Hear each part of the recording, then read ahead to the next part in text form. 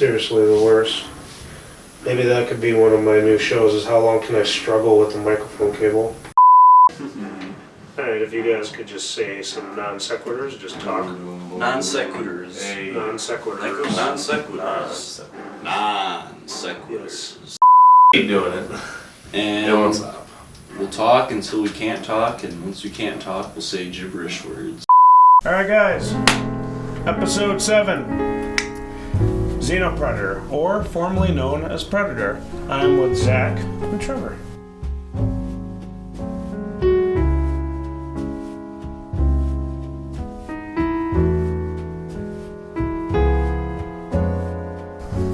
What's up? How y'all doing out there? Yeah, we're talking to nobody. How the hell have you guys been? Pretty good. Yeah? Yeah. Yeah, it just No. came up. Yeah, I was going to say, this isn't in real time, unfortunately, but if you are listening to this, this is post Black Friday, and they released their album yesterday. And what is it called again? Research and development. Research and Development. Yeah. Okay. How many tracks is that? 10. Yep. 10 mind-blowing tracks. Yeah. Well, how many minutes does that come out? Like 58 or 59. 59. 59.01. Nice. Keep you going. Keep you wanting for that extra minute. Yeah. That's cool. I remember when you guys released that first track, I'm like, oh shit. Like, I listened to it immediately. I'm like, oh, this is awesome. And I really liked the artwork that you came out with. But then you guys came up with a couple different artwork. I didn't know if one was going to be on a t-shirt or one was going to be the album, cover. You guys released like three different things, right? Yeah, so the first two that we released were shirt designs, and those artworks go along with the lyrics to the songs that we released when we released those artworks. So we kind of did like an artwork for the single, and since there's two singles, we got two artworks for that. The Colonial one, which is the second one, and then the that one was mechanically pretty cool, separated too. human ones was the first one, yeah. Oh yeah, dude, that first artwork with the bird humanoid. Oh, yeah. I'm like, oh, that's so cool. The rain. Dude, it looks so awesome. And before we go any further, I keep doing this where I forget to talk about the coffee. But all right, today we have Papa Nicholas Italian Espresso. It's a dark roast, and every now and again I just like to switch it up. And today we got this one. So yeah. Man's unhinged. Oh yeah. We're out here on those new coffee kits, boys.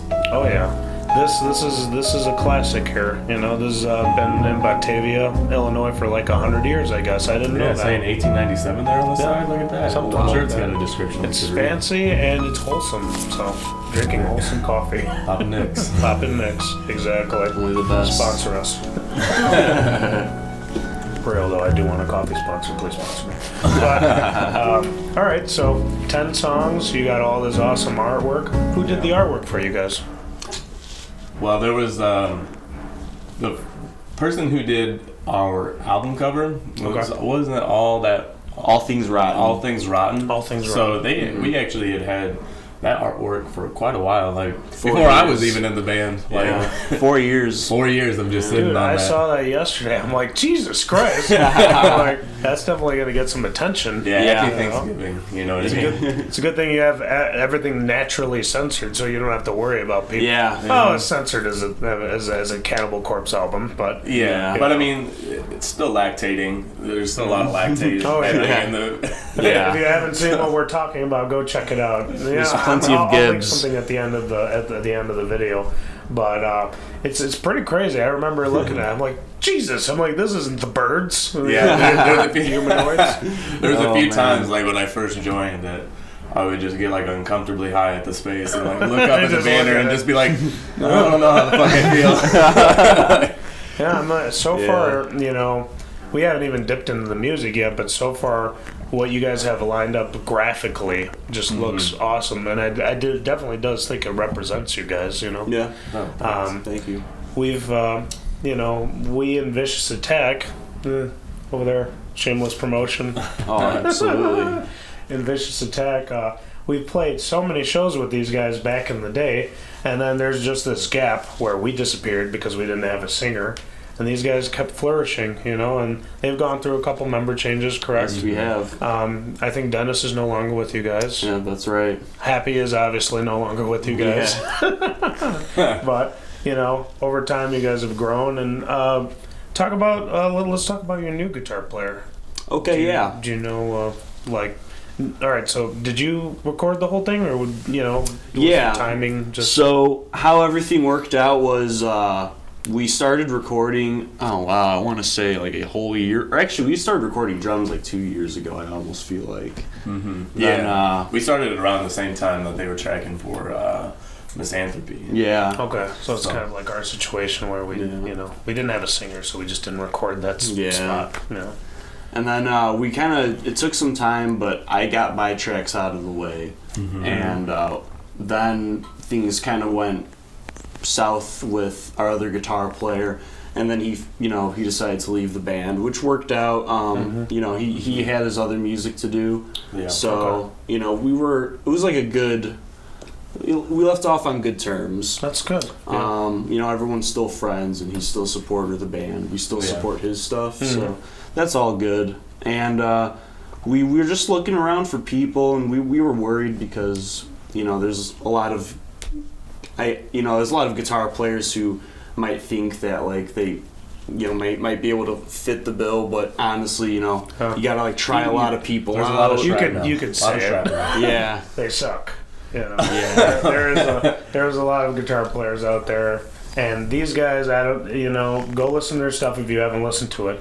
It's, we already had one band kind of like this. It was Misanthropy on episode 2, where it's just, what would you call yourselves, extreme progressive thrash or like death thrash? What would like that? Thrashy, like that? Weird death thrash. It's very, very technical. Mm-hmm. So you had to find somebody who fit that, obviously, which is a tall order. We couldn't settle for scrubs. And he knew Victor. You knew him from a previous project, that's right? Yeah, because he actually lives out, I don't know, from Chicago Heights.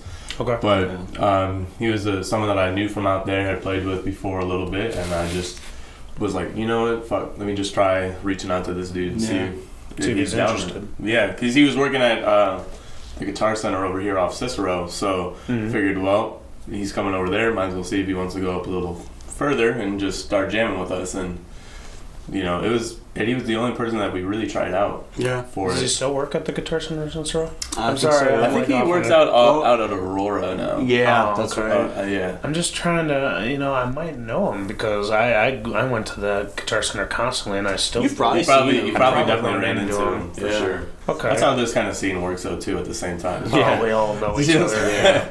I met you at some point, but at some point I also forgot. Oh, yeah. But okay. So you know this this guitar player.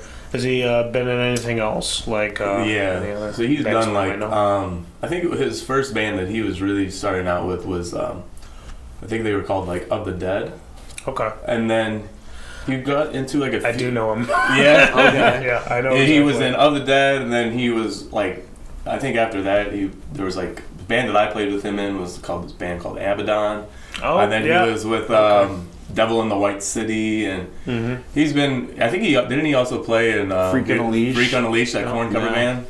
And then when he joined Predator, he was playing with Knocker. Oh yeah, he was also with Knocker as well when he first started playing with us. Yeah, I remember. Or now I know exactly who you're talking about because I remember I went in there. I don't remember what I was in there for. I'm sure it was one of many things, but I struck up a conversation with him, and he was asking me if I'd played in any bands. I told him I played. At the time, it was just Vicious Attack. I was like, "Oh, I know you guys." And I'm like, "Such a weird small world." Yeah, yeah. Yeah, and when I first joined my first band ever, I played with Abaddon a couple times. So really? Yeah, nice. They were good guys too. They were a great band. Nice. Okay, so he joins on. He has no problem fitting in. And, not really, no. And he just doesn't. He didn't record with you guys, or at that point he recorded a couple solos. It was a couple, right? He did one in Galactic Expeditionary Strike Force. That's a mouthful. Yeah. And then Atomic Deconstruction. He did solos on both of those. Sweet. But everything else is mainly left up to this dude. Yeah. So. Okay. So it's you. There's Paul, right? There's Matt, And then Mark. Yeah. Okay. And then now Victor. So it's a 5-piece. Yes, sir. Exactly. Sweet. And all right. So who'd you guys record with? It was all self-done. Really? We Paul he's got a lot of experience and background in sound design. Paul from Misanthropy? Yeah, the drummer of our band and Misanthropy. Yeah. He went to school for all that stuff, and he's always been a crazy gear hoarder. He's got really nice stuff. So he knows what he's doing. Yeah, he really does. And so we just used the logistics and what we had at our disposal. So essentially, you guys just saved so much money by doing this. Yeah. Oh, we're going back into the studio with Vicious Attack, and I'm already like grasping at my wallet. I'm like, oh my god, I don't know how the hell I'm gonna pay for all of this. It's tough, man. But it's great having him to do it, and there's just being able also to like work at kind of like your own pace. Yeah. Having like, because it's one thing to like mix and master it, right? But then also like a whole nother thing when you're trying to track it. Oh yeah, and definitely. like. I think that's where we ran into some complications at one point. It was just because Yeah. I think we all had that humbling moment of like, damn, we suck. Like, Yeah. It was like each one of us individually just kind of be like, I'm going to record this. And it was okay. Okay, I know. I thought you meant like just with the recording process. Because I'm like, Paul did a really good job. Oh, with no, this Paul Anthony did, album. yeah. Oh yeah, he knows what he's doing. Yeah. But I think like each of us like going like I think the amount of times that we've retracked our own stuff like countless times. You know what I mean? That's good, and it just means that you want to put out the best version. Which is Fun great. fact: the bass for this album was recorded and finished a week before the album came out. Really? Yeah. Oh wow, you guys really you said he got a fretless and then he fucking whittled his way onto Forever. Re-recorded all of his fretted bass tracks. Just like very nice. Yeah. Now I haven't had the opportunity to listen to it yet, but based on the one track that you guys released so far, then there was another one before that, right? You released a second track before.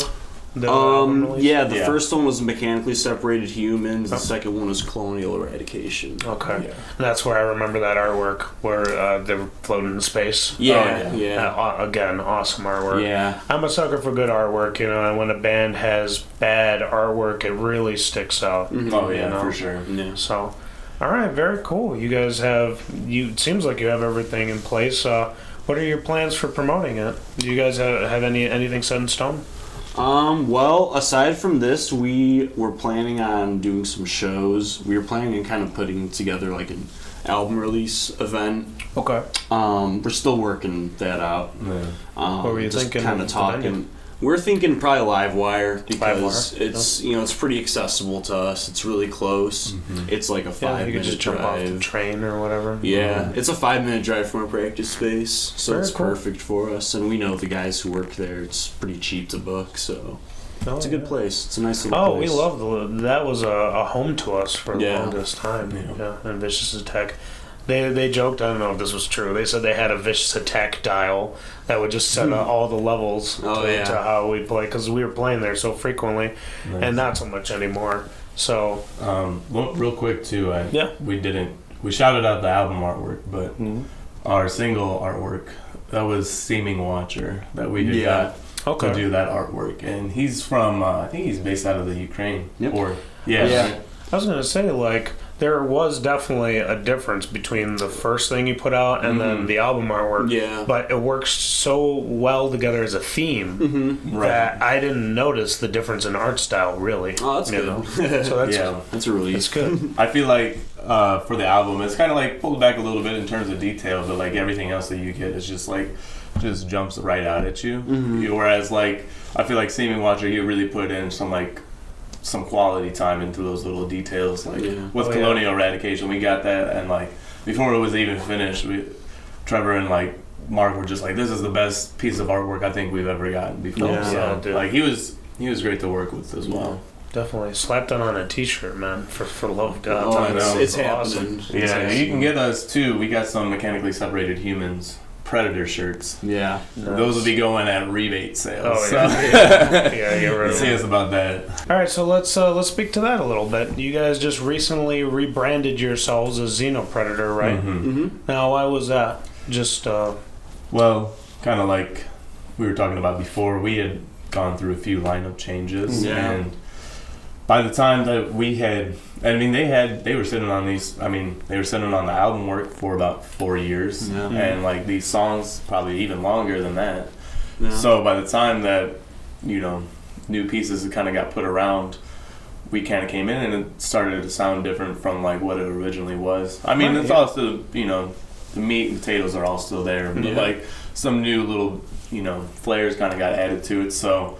And then also when you try to just search up Predator, you find up every other goddamn movie that's ever been created. That's what I thought. That's what I thought you guys were doing, because I'm like, you know, great name, but exactly, you know, everything. You can't type Predator into YouTube and expect to find you guys. You can't type Predator Chicago Band or whatever. Yeah. With us, it's the same thing. Yeah. You can't type Vicious Attack into a YouTube search.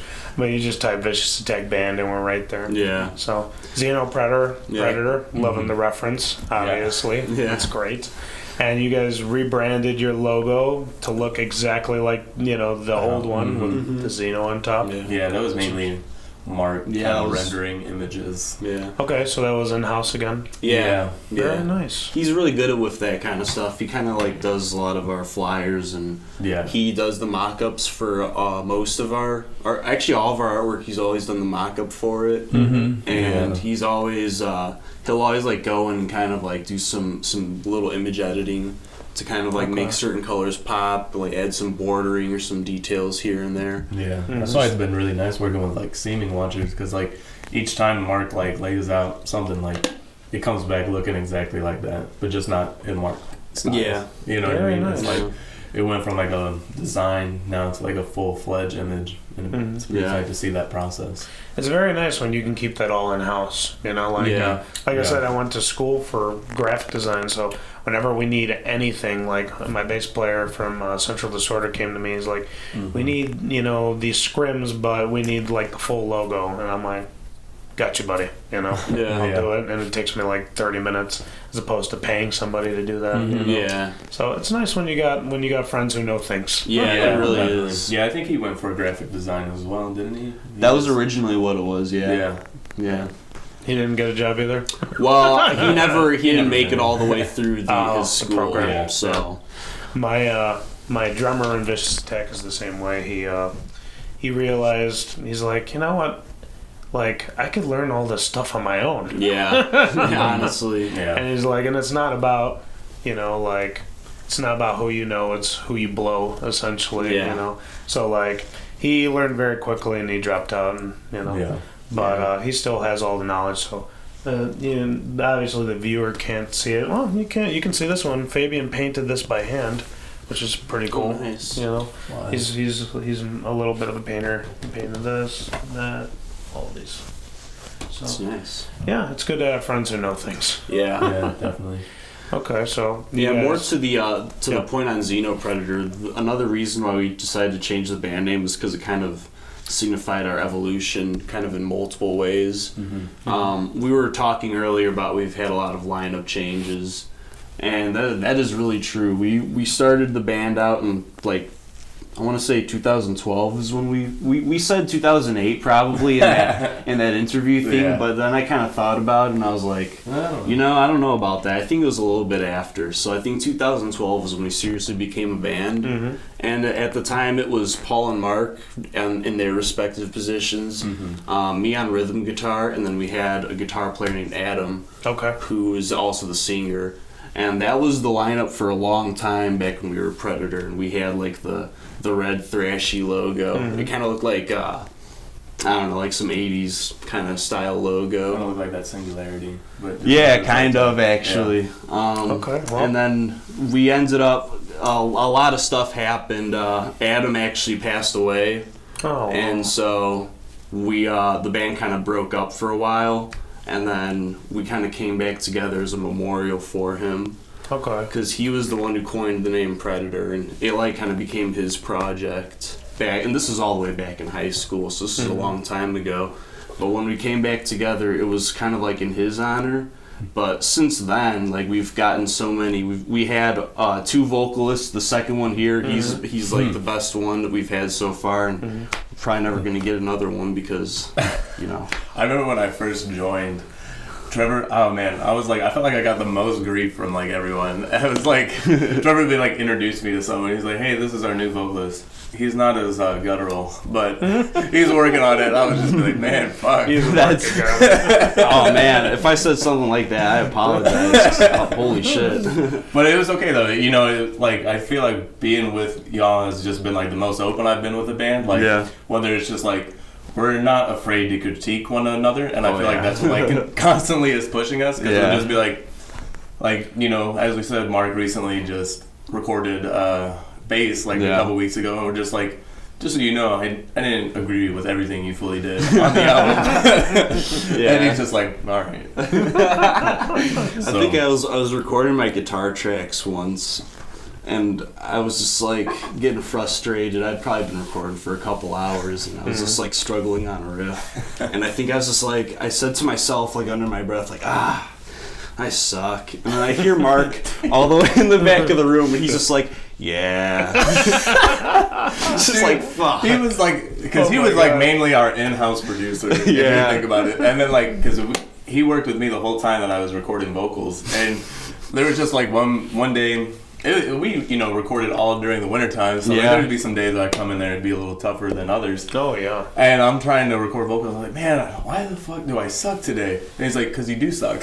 Like, okay, thanks, Mark. All right, keeping each other honest. Yeah, exactly. So, it's good having that trust net in there, I guess, at some point. But definitely. I really do feel like it's helped us though as musicians. That like you got honesty. You definitely have to check each other, you know. Yeah. Like, hey, you know, asshole, you didn't practice the song. You know? Exactly. Yeah.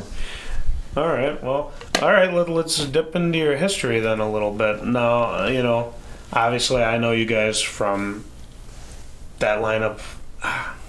I think it was pretty much all of you, but with Happy, right? Yeah. Okay. And then we had Dennis instead of Victor at that time. Okay, Dennis instead of Victor. All right.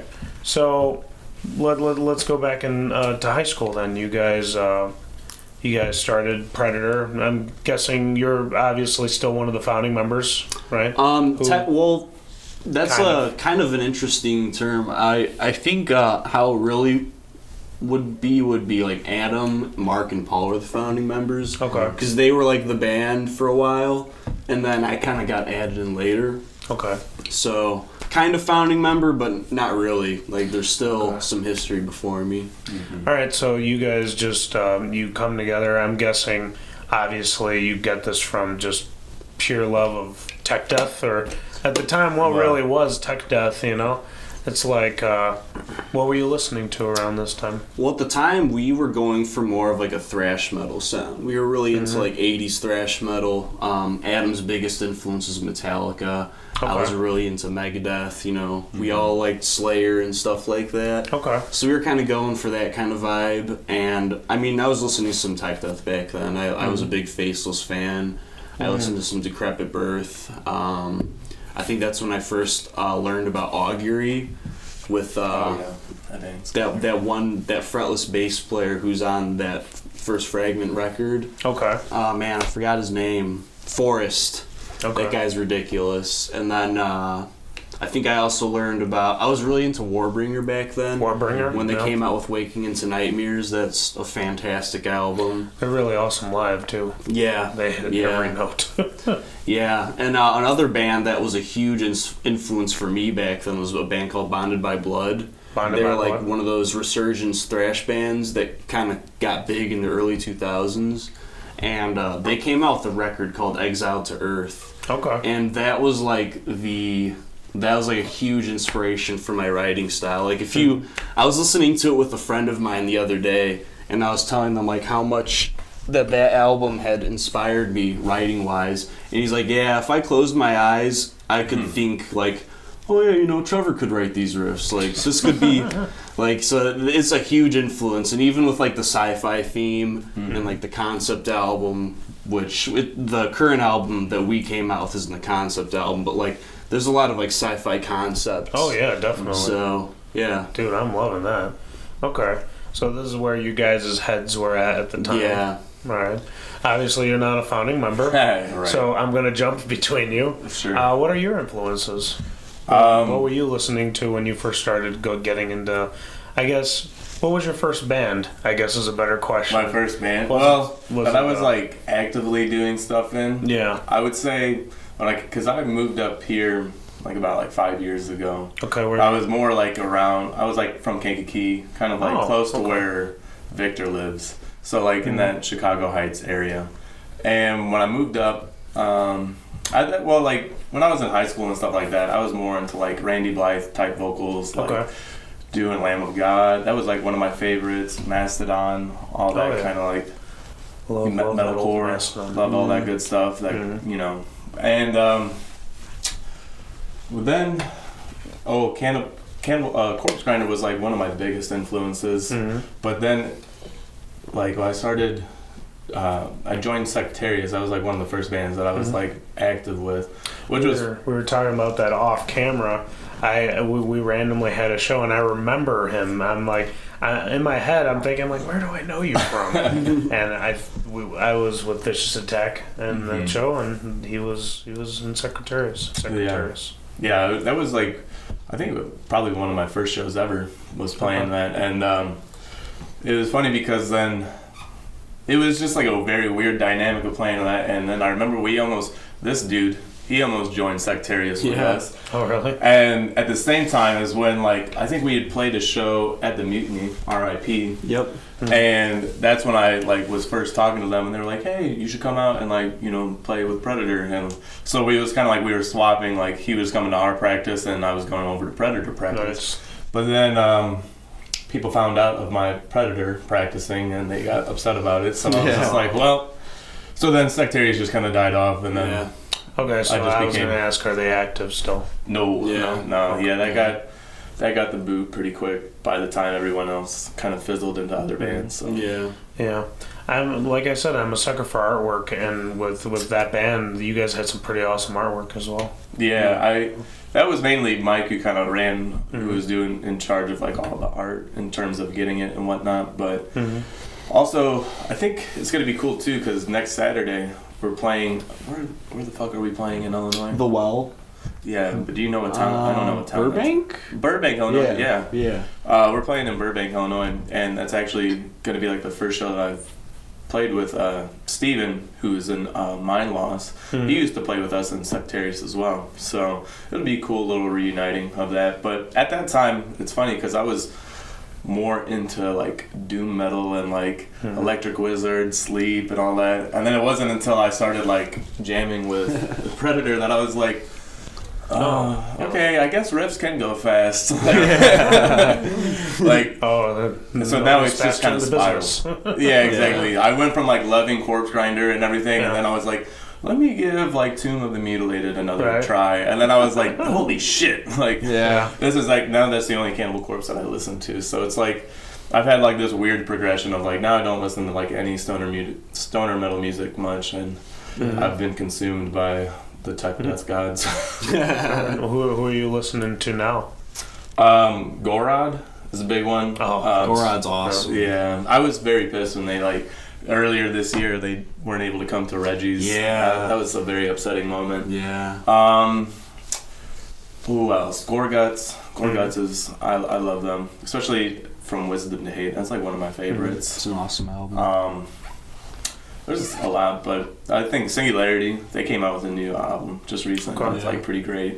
And I don't know, I've been working on it. I'm not quite where they all are at in terms of like their discography. Oh yeah, definitely. But, you know. All right, let's go back to the album. What is your creative process when writing lyrics? Like, you know, obviously these guys have, I don't know if you were essentially the one who created the theme, but these guys have always had that sci-fi theme. Yeah. And you kind of just work yourself into it, or it was something that you were already interested in? Yeah, it's funny because I remember when I was playing in a stoner metal band, I remember like one day I was like, damn, it would be cool to play in a sci-fi themed band. And this dude, the guitar player that was in the doom metal band, he was just like, oh yeah, there's this band called Predator. And I was like, oh, okay, cool. Like, whatever. And then like a whole year later, I ended up jamming with them. So it was really cool to like kind of like think back on that and see how the two kind of came together. But actually, when I came into Predator, now known as Xenopredator, I feel like we've been saying Predator so much. That Mark had actually written most of the lyrics for like what is like on that you hear on the album, and it was kind of just me coming in and having to learn like the structures and everything like that, having to tell him to reword some things because as a bass player he doesn't think about all the syllables that go into a line sometimes. So like there was a little bit of like give and pull, but trying to give yourself a little, like leeway to be able to breathe. Yeah, exactly. And that's like, I'm like, Mark, all right, let's think about this. Like, and then he'll be like, "You have idle hands." That's always his like excuse. He's just like, why should you be able to breathe? Your hands aren't doing anything. So he feels that it's like my job to like just be fucking windless after every show. And I'm like, yeah, we'll see how that is on the second album. Like. For the longest time, Fabian, our drummer in Vicious Attack, was writing all of the lyrics, Yeah. And his inspirations is Corpse Grinder, you got Deicide, a lot of really like punchy, just non-stop vocals.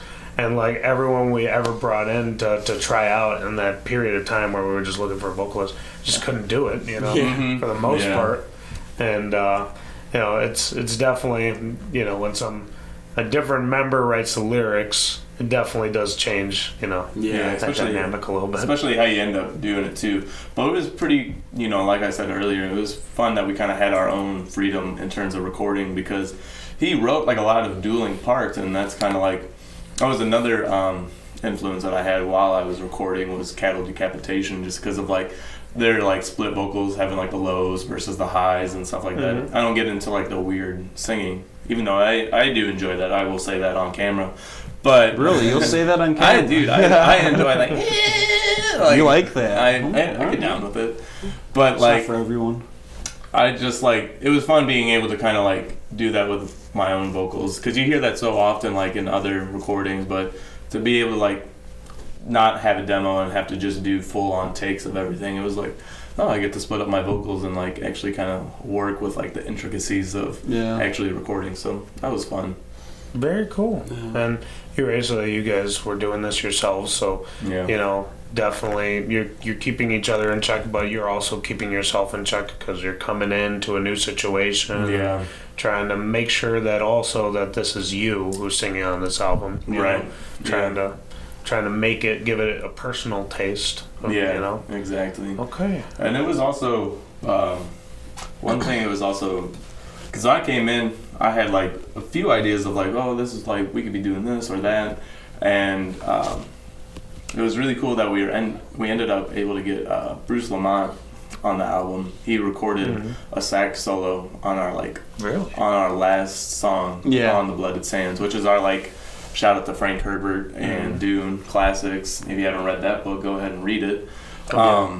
It's about the water wars. So, just prep yourself. Oh, Jesus. It's real. It's gonna be good. It's not gonna be fiction in 20 years. But. Oh, I'm sure. California will die first. Oh, probably. Definitely. But Bruce Lamont, he's awesome. We first played like a little garage show with him, and like I think it was a couple years ago now, and it was kind of like led from there. Like I think I've seen him at a Weed Eater show, and I was just like, hey man, do you think you would want to jump on a track? And he's been in like countless bands with like Brain Tentacles, Yakuza, Bloodiest, plenty of other bands that he's always jamming with. I've heard of Yakuza. Yeah. And so I asked him if he would do it, and he was just like, yeah, send me the track. And one fateful night, I heard the sax solo, and I was just we were all just kind of shitting ourselves. So it was pretty awesome to be able to get him on that. Yeah. You guys are gonna get up on all of the streaming services, or at least try. Yeah. Yeah, well, I think I don't know if it's DistroKid that we go through, but it's something very similar. Yeah. It's one of these things where you pay how much and it just throws it all on there. Right. Nice. It's pretty sweet. I mean, I'm a fan, obviously, of the physical format, but there's so many people now that are telling me that they don't even have CD players in their cars. Yeah. Which is depressing. Yeah. Yeah. But it's still important to have those physicals because the couple of years that I've been with this band, or even like we've had our trials and tribulations of just like, I remember when we first got our mechanically separated shirts, we're like, damn, it's going to be awesome. We're playing with Cannabis Corpse at Reggie's. We're going to be selling shirts like we're fucking street vendors or some shit. And then, like, we get there, no shirts sold because everyone's asking, like, hey, you got a CD? Do you have a CD? So, like, at the same point, it's like, even though people aren't, like, or car companies or whatever aren't, like, having CD players, it's like, that's still, like, a big thing that people ask about when they come out. It really is. They want to have that a toss-up, you know, because it's like, you know, you have to assume that as soon as they walk out of the venue, they're going to forget who the hell you are. Yeah, you know, if it's some rando who's never heard of you, you know, if they don't grab something from you, they're just going to leave. And then, so it's always been that argument. It's like, do we do CDs? Do we do like digital download cards? A combination of the two, maybe. I've thought about doing the digital download cards, but you know, it's just like handing out a flyer. Half of those end up in the garbage or on the ground. You know?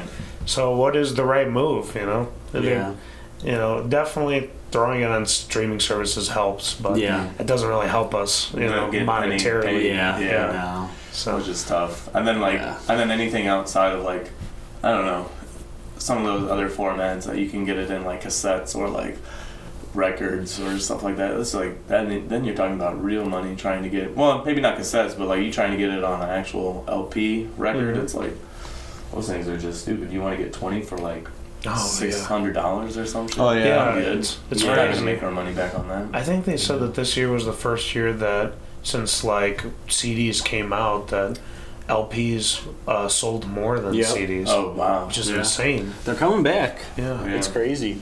It's insane because it's like I don't even know what to do with that information because it's you know they're so like you said, they're so goddamn expensive and impractical, and you can't do a small run of them. There's no such thing. They make you do at least 100, right? You know, so and they're fucking fragile as hell too. I mean, you want to talk about how fragile a CD is, but you know, try to put those in a box or something like that. You're at least losing 5 just to casualties. Like, I think the big appeal is like a big like thing you can hold. It's got like the big artwork, you know. I do like the artwork. It's you can hang it up. You can. I mean, to have like a big old research and development. That would be really sick. I'm not saying that it's bad. I'm just saying that it doesn't help us. No, I agree. Local bands who are just, you know, like, we barely, like, you know, promoter will give you $30 for playing a show. You know, it doesn't help us, unfortunately, but it's definitely out there. So while we're on the subject, what are you guys seeing yourself do in terms of merch? We've already talked some t-shirt designs, obviously. So what do you guys have? You know, we've got the album shirts are printed and ready to go. We have them. We're gonna debut them at the next show we play. Probably do some type of bundle. Yeah, once those CDs show up, we'll do like a bundle deal, and we're also probably going to do kind of a promotion where, because we need to get rid of our old shirts. We got a lot of them, so we're probably gonna do kind of like a buy one get one free type of deal. So you get a Xenopredator, you get a Predator. For real. Yeah. And then we'll probably have like $5 Predator shirt handouts just to get rid of them, you know.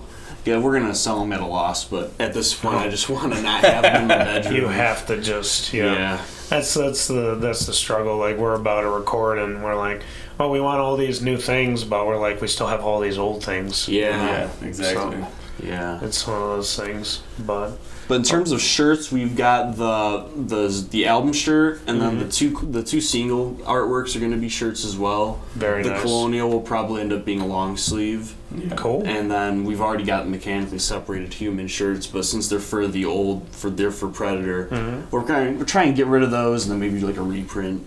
Okay. We'll see. Yeah, definitely. I mean, hell, even just a t-shirt, like a small run of t-shirts that just have the new logo on it, you know? Simple, one color, and you could sell them at a profit, you know? This is obviously all stuff that's behind the scenes, you know, so to speak, but it's definitely a very important part of doing all this, you know? You want people to know who you are and have something to take if they want, you know, to pursue your band, you know? Definitely. So something tangible. Yeah. Keeps it in the memory. It's interesting. I've been toying with some ideas myself. I was thinking about doing Vicious Attack fanny packs just to see how those would sell. Hey, it's different. I'm like, hey, you know what? I've never seen a band with a fanny pack before. You should get like one of those. Start getting those coffee mugs that. Oh, you seen the ones that have like the like you get like a little bowl on the side. It's like your wake and bake mug. I was gonna say you can get it nice. for this. I was gonna say you're wearing a Black Dahlia Murder T-shirt, and they have like the most interesting ideas for merch. You know? Oh yeah, they go crazy for merch. They were like one of the first bands that on their website was selling. They were selling bowls. Mm-hmm. They were selling grinders. Yeah. And I'm like, Jesus, that's so cool that a band would just do that. Yeah. You know. Yeah, no, but like sometimes like you go see a show and like some of those fucking merch stands look like just like little corner stores. Yeah. Like I think I went to go see this band called The Sword. Oh and you know, and they had papers, they had hot sauce, they had like I was like, God damn. Like, he was trying to sell it to me. He was like, this hot sauce is the only FDA approved hot. I was like, that's not selling it to me, dude. Like, is it good? Right, I'm just wondering if it's good. Yeah, it's one of those very thin lines. It's like, all right, you know, everybody has a billion beer koozies already, for, you know, that have been given them, you know, for free. So it's like, what do you order? What you know can get attention, but also, you know, like, I wouldn't want a hot sauce. I would like a coffee. Sponsor me, important person, if you're watching. But again, is it practical? I don't know. I don't know if it's practical. You might just want like, you know, I've seen some bands do lighters, which is, you know, all right. Yeah, or like a keychain or a bottle opener. Bottle opener is probably the best for our crowd. Yeah. It's a good one. It would be cool to have like our own beer or something. Yeah. It'd be cool if we could get legalizations coming out, so if anyone has a Xenopredator strain out there, that would be cool too. That would be pretty sweet. Putting that out in the air. You know what? Things come true. Everything Must Die got their own drink at Kuma's, right? Oh, there you go. So it's very possible. We'll have to see what happens. Come 2020. Oh, yeah. January, start reaching out to all these little shops that are going to be. Do some research and development on a Xeno strain. You could throw one of your artwork that you got on the actual the little jar. Yeah, the little jar. Yeah, when you smoke too much, the ray come for you. So there you go. If you don't smoke enough, the ray come for you. All right. Well, you guys kind of said that you don't really have too many shows planned right now, right? No, we only have the one coming up next Saturday. Yeah. In Burbank, Illinois. So. That doesn't help you guys because you're going to be seeing this after that, probably. Unfortunately, you know. That's all right though. But we are working on something. Oh yeah, definitely. You guys just released this. You know, you want to bask in the glory a little bit. Yeah. You know? Do some reflection. You haven't Big even time. seen how it's being received essentially yet. You know? Yeah. It's just been one day. We've been obsessively checking the view statistics on like YouTube and all that, but To bring it back to that for a second, are you guys still Predator on YouTube? No, we changed all of our social media. Can you just change that as easily, or did you have to do a new YouTube page? I think we were able to change it. Yeah, that's Facebook is the only thing that gives you grief for trying to like. Oh man, that was dramatic. It's because boomers, man. Boomers are on Facebook, and that's where they know all this shit's happening. I think it's just with all this, you know, you could pay people through Facebook now, and it's like they put way too much into it that they're like, all right, it's very possible that you could try to scam somebody and take their page, you know? So, like, changing a name definitely should raise a red flag. Yeah. But also, you know, where are the people on like phones that you can call for this stuff? You know, no one. Facebook doesn't have a help center. Yeah, virtually helpless. They really kind of screwed us around. Like so we tried to change it. Obviously, that didn't work out. So we're like, all right, we'll just make a new page, leave the old one up, and then use that to direct people to the new one. And we made the new page, and we got like 270 likes in a day. So it was working. And then Facebook was like, They thought we were hacks. Yeah, they thought we were hacks. So they just yeeted the page. They just got rid of it. Yeah, they just got rid of it. So like over like 200 of our likes originally just like went into the void. And it would still show up. It would be like, wow, you've gotten like over 500 likes this week, but then it would only show like 300 or something like that on the page. You're just like, all right, thanks for that one, Facebook. And all we we had nothing to do.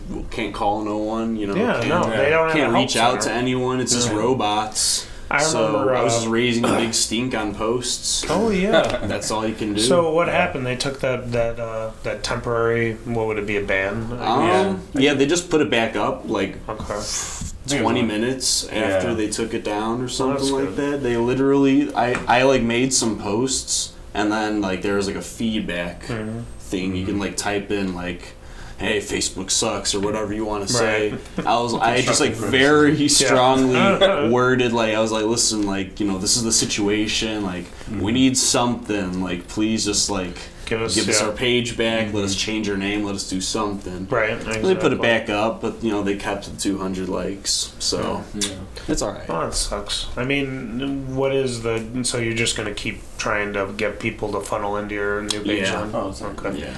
I was gonna say, there's things you could do, like you could try making a video with all of you, you know, and just pushing that, you know. Yeah. Sometimes people need somebody in a video telling them what to do. Yeah. Honestly, yeah.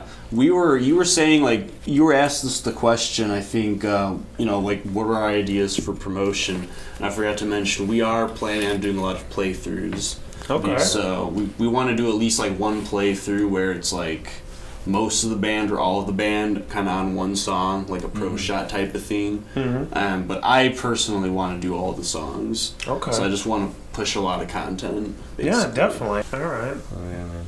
Oh, very cool. You guys sound like you have this all, you know, in one sense figured out. You know, you just have to, you know, just keep going. Just take a break, soak in the moment. Yeah. You know? Yeah, definitely. And Get then, back to it. Yeah. Figure out all the business. Figure out where you want to have this CD release. You already said the live wire. Yeah. You know, so very cool, guys. Yeah.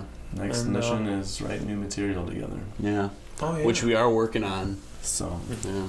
Already, Jesus Christ. Oh That's yeah, awesome. we've got like 45 minutes of stuff written. Okay. Yeah. It's gonna take some time to get it all like arranged and learned and all that. But Have you thought about, like, are you gonna do just a flat out another album, or do just singles, or like? It'll probably be a flat out album. Yeah. Okay. That's another thing that I find when I talk to bands is nobody really knows what to do anymore with the album format. You know, a lot of people think it's dead, but like, you know, we as musicians want the album format. Yeah. You know? Right. Yeah. But everybody has such tiny attention spans these days. It's like Demo they'll EP. listen to it like twice and then it's just gone. You know, so it's like, what really is the right move? You know. Yeah. No one really knows. Just having a product, I guess, that you can look back on and be like, be happy. Yeah. Yeah. I guess that's really all you can do is make sure that you're, you know, not the one who's cringing when you go back and listen to it. You know. yeah, like as Mark says, it's gonna be forever. So, you know, are you okay with it? Yeah. That's what he would keep. That going. is, yeah, it's a catchphrase. It's gonna be forever. Nice. All right. Well, you guys, you know, you can find them at the new Xenopredator page on YouTube. Yeah. You can find them at the new Xenopredator page on Facebook. Yes. Please go like that one. Yes. They're going to be pushing it a lot. Yes. Is that, you guys are on Instagram? Instagram, Yes, we're on sir, Instagram. yeah. Okay. We're on the gram. They're on the gram. The Twitters? No? Face? No Twitter. No Twatter. No Twatter. No Twatter. Okay, very cool. Do you guys have anything else you want to throw out there? Crack rocks are not good. Yeah, don't do Yeah, that. shit. Don't. I wouldn't recommend it. It's good advice. Not to say that I've done it, but I've seen people. in this scene, you know, Wouldn't recommend there's it. a lot of that. But outside of that, just keep on, you know, listening and keep on riffing. doing what y'all do. Come out to Yeah. shows and get promoted. We went to Detroit recently, and they had a dope ass scene out there. Yeah. Just in terms of people that came out, Yeah. and they didn't just come out for one band; they stayed out for the whole show. So you know, trying to get some connectedness like that in the Chicago scene would be nice. Definitely. We went. We recently in Central Missouri. We went to Akron. Oh yeah, And there nice. was a nice amount of people who came out. Yes. You know, it's one of those things. It's like you kind of just have to get in the car, rent the trailer, and then just go out and see what happens. Yeah. It's really difficult to reach out, but if you can. That's been our push lately. It's just out of state stuff. Yeah. We Very did cool. Detroit, Minneapolis, so hopefully 2020's got some more things lined up for us. Definitely, man. Well, this is awesome. Go listen to their new album. What is it called? Research and Development. Research and Development. It's on Bandcamp. And how much you got it up there for? $10? $15? $5. Five smackaroos. You can get that. It's not even Black Friday anymore. Oh. You get 5 tracks for literally free. We're just paying $1 for each of the first 5. Yeah, that's right. And you can find the rest of their discography on there as well. Yeah, boy. All right. Well, sweet. Thank you, guys. Thank you. Guys. Coffee Time, episode 7. Get on it, boy. Thanks, guys. That was good. Thank you, It was man. awesome. Appreciate it. All right. Sweet. I like your Kirk the Cowardly Dog. Oh, yeah, dude. I got Oh, that's all awesome. 90s references. Sick. That's Yeah, dope. this is my latest one. Yeah. That's pretty There cool. was there's this tattoo shop called Taylor Street Tattoo. Oh, okay, yeah. And they're like, I think it's like Logan Square, maybe, something. And I've never gone to them before, but they were doing like $60 flashes for Halloween. Oh, nice. And I was looking at them, and I'm like, okay, they got the scared cat, they got the number 13 skull, And then they had this guy right here. You're like, And I'm like, hell yeah.